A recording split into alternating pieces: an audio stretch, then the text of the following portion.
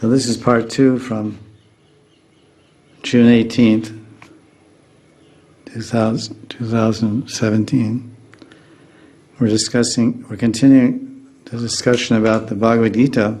We're discussing about controlling the mind, and from the sixth chapter, Ashtanga Yoga, verse 34 and 35.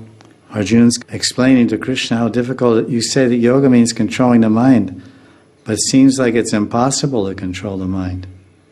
He says difficult to control. If you can control the wind, you can control the mind. There's no one on the planet, no one 5,000 years ago could control the wind, and no one can today either. There's a hurricane, they can't just turn on some big fans and blow it back the other way. Bring some fans down to the beach and turn them at high speed. Bring some helicopters over there. Bring 5,000 helicopters over there to stir up the air so the hurricane. No, because it's a personality, and that personality is greater than any human being. So it's not just wind, but there's an intention. There's a purpose behind the energy, and the purpose is personal. And of course, the original person is Krishna. Then all the devatas executing his will. So we're speaking. Arjuna says very difficult. Then Krishna said, no, it's easy. You can control the mind by practice and detachment.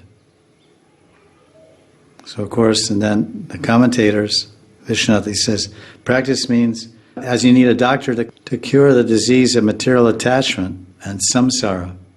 You need a spiritual doctor, guru. And you need medicine to cure the material disease. And you need medicine to conquer the samsara and attain liberation. And the medicine is called abhyas, yoga abhyas. First you accept the doctor, you surrender to the doctor. When you take a doctor, you surrender unto him, and you agree to follow whatever he says. And take his medicine and follow his regimen cure. So in the same way, when you surrender to the guru as the doctor of samsara, to cure the disease of samsara, of desire, ultimately, then you have to follow the program he gives you, follow his orders, and Guru Agya, and Guru Seva.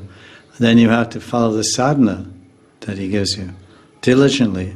Abhyas means regularly, constantly, repeatedly. That's the meaning of abhyas, abhyasena vairagyam.